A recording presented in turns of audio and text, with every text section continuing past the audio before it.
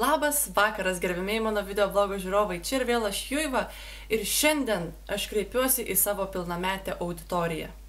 Tai yra kokį 20 žmonių, kurie žiūri mano video blogus, bet atmetus mamą, tėtį, brolį, tai lieka 16 žmonių. Šiandien būtent kreipiuosi ir jūs 16 žmonių, kurie vis dar žiūrit mano video blogus. Ir aš noriu jūsų paprašyti, kad trumpam pabandytume nusikelti dabar į vaikystę.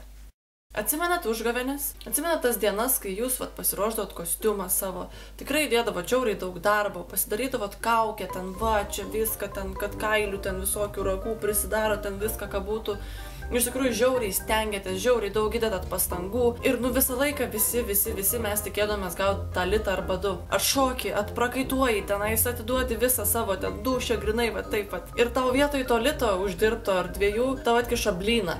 Gerai, blynas skanu, bet vis tiek tikėdavais to lito. Ir atsimenate tokį švelnų nusivylimą jausmą, po aš stengiaus dariausi, čia gavau blyną. Tipo cool, bet Pavyzdžiui, atsimenat būtent tie, kurie turėjot vyresniuosius brolius arba seses? Atsimenat tas akimirkas, kai jūs būdot, aišku, stipriai jaunesni, o jūsų vyresnieji broliai arba seserys galėdavo ilgiau būti su draugais lauke, apskritai galėdavo ilgiau kažkur tai būti išėję, galėdavo eiti į įvairiausius vakarėlius ten su savo draugais, kartais net negrįžti per naktį, galėdavo važiuoti toliau į kitus miestus, galėdavo žymiai daugiau dalykų daryti. O jūs tuo tarpu neturėjot tos teisės, nes jūs dar buvot per maži, jums dar reikėjo iki to subręsti, jūs dar turėjot palaukti. Ir ką jums tada tėvai sakydavo? Tu dar palauk, tu pamatysi, dar prie to pribręsi, dar suauksi, ateis viskam laikas, o dabar turi svarbesnių dalykų, kuriuos gali atlikti namie. Atsimenate tokį jausmą, kai jūs jausdavotės tokie nepilnaverčiai, neturintys tam tikrų teisių ir ar nesijausdavot ganėtinai tokie uždaryti namuose, nes negalėdavot atlikti tam tikrų dalykų, kuriuos galėdavo daryti vyresnieji broliai arba seserys? Čia labiau koncentruotai tuos, kurie augia mažesniuose miesteliuose arba kaimeliuose, kaip aš pavyzdžiui. Atsimenate tas akimirkas, kai jūs norėdavot lankyti tam tikrą užsiėmimą, tarkim šokius, ten sportinius kažkokius tai dalykus, dramos būrelį ar dar kažką tai, bet jūs tiesiog negalėdavo to daryti savo mieste, nes tokios galimybės tiesiog nebūdavo ir jums reikėdavo važiuoti kažkur tai ten toli, su kokiu autobusu arba netgi traukiniu, kad jūs galėtumėte užsiimti savo mylimą veiklą. Ir atsimenat tos vakarus, kai reikėdavo nusikalus grįžti namo, ten žiemą, tarkim, per kokią pūgą pareit namo. Atsimenate tokį biškį švelnų paviduko jausmą, tą tokį širdgėlėlę tokią nedidelę, kad jūs turite tiek daug stengtis ir tiek daug važiuoti, kai tuo tarpu kiti viską turi pašoniai. O dabar nusikelkime šiek tiek artimesnius laikus, į mokyklos laikus. Atsimenat, pavyzdžiui, tuos kontrolinius, kai jūs žinodavot praktiškai viską. Žinojot, ar konkrečiai apskritai žinojot visą tą dalyką, tarkim, matematiką. Jūs puikiai išmanėt matematiką, bet turėjot kažkokią žiauriai tokią mažytę, tokią spragą turėjot. Ir atsimenat tas akimirkas, kai jūs, tarkim, ateidavot į kontrolinį ir aišku, kontrolinis būdavo iš tos mažytės spragos, iš kurios jūs nieko nežinot. Ir atsimenat tą jausmą, kai jūs gaunat neigiamą pažymį, nors jūsų žinios yra žymiai daugiau vertus negu neigiamas pažymys. Ir visą laiką atsirasdavo tas klasiokas, kuris žinojo būtent tą spragelę ir gavo 10. Atsimenate tokį irgi biškį nelygybės jausmą, kad biškį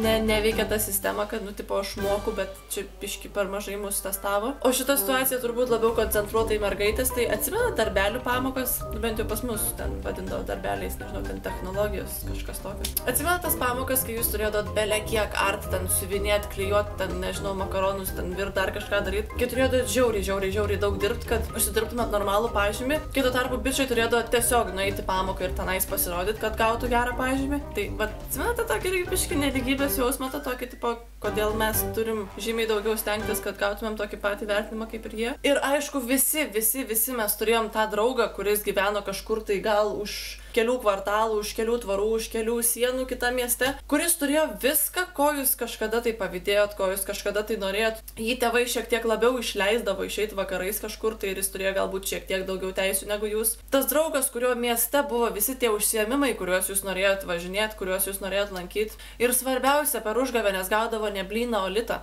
Aišku, mes visi turėjom tą draugą ir dabar turbūt jau įsivaizduojate veidį savo galvoj.